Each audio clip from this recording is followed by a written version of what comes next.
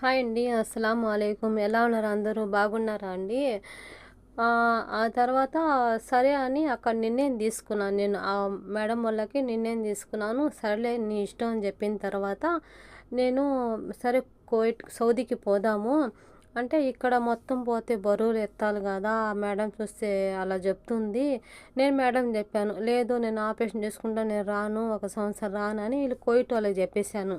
వీళ్ళేమన్నారంటే నువ్వు ఎప్పటికైనా రా నీకోసం మేము ఎదురు చూస్తాం అంటారు. ఎందుకంటే చెప్తారు చూడు, నేను ఎవరికి తగులుపోను, నేను ఎవరికి చెప్తారు కదా, ఒక్క మ్, ఒక్కరు దాంట్లో పోను, ఎవరి దాంట్లో నేను పోను, ఎవరి పార్టీకి పార్టీ నేను తగులన్నా అసలు నాకు సంబంధం ఉండదు ఏది కూడా. అలాంటిది నన్ను వదులుకోవాలంటే ఏ, ఎవరికి నచ్చదు, కావాలనే అంటారు ప్రతి ఒక్కరు కూడా. నేను చేసిన వంటలకైనా వీళ్ళకి నేను చేసే ఉండే పద్ధతికైనా నన్ను కావాలి అని హోల్డ్లో పెట్టారు నన్ను. నేను కూడా హోల్డ్లో పెట్టాను వాళ్ళకి. ఎందుకంటే సిచ్యువేషన్ ఎలా ఉందో ఏమో తెలీదు కదా, ఎందుకని చెప్పేసి అలాగే నేనేం చేశానంటే సౌదీ వీజా తీసుకున్నాను. చెప్పాను కదా ఒక వీడియోలో, సౌదీ వీజా ఉమ్రా వీజా తీసుకుని అక్కడ పోయి ఉమ్రా చేసుకొని అక్కడ పోయి పని చేసుకున్నామని, బయట పని అని. అంటే నేను బయట పని ఫస్ట్ చేస్తున్నానండి సౌదీలో.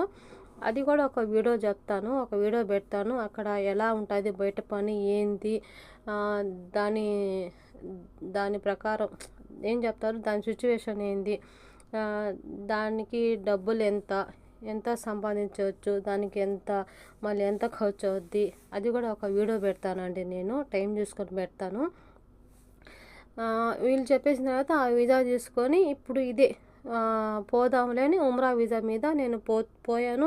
అది ఒక జరిగింది ఆడ, ఉమ్రా వీజా జరిగింది. మొత్తం ఆ విషయం ఒక చెప్పాను కదా, ఏజెంట్ల వల్ల మొత్తం ప్రాబ్లం అయింది మొత్తం అని చెప్పాను. తర్వాత ఏంటంటే ఈ వీజా తీసుకుని వచ్చేటప్పుడు నేను వీజా తీసుకుని వచ్చాను సౌదీ నుంచి.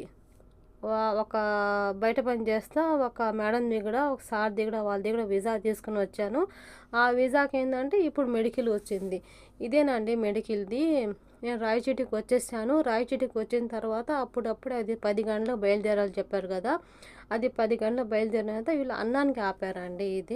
ఇది మెడికల్కి పోయే మొత్తం కార్లు అండి. ఇది రాయచోటి నుంచి పోతాయి కార్లు మొత్తం.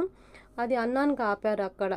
అన్నానికి ఆపి ఇంకా మళ్ళీ మధ్యలో ఆపరు, అది ఒకే చోట ఆపుతారు. చూడండి నా జర్నీ చూడండి. అక్కడి నుంచి వచ్చాను, మళ్ళీ అక్కడి నుంచి వచ్చాను, మళ్ళీ నెల్లూరు నుంచి కూడా అప్పుడప్పుడే నైట్కి దిగి మళ్ళీ ఆ బండి బెంగళూరు బండి ఎక్కాను నేను. అది నేను చెప్తున్నా స్ట్రాంగ్ అని.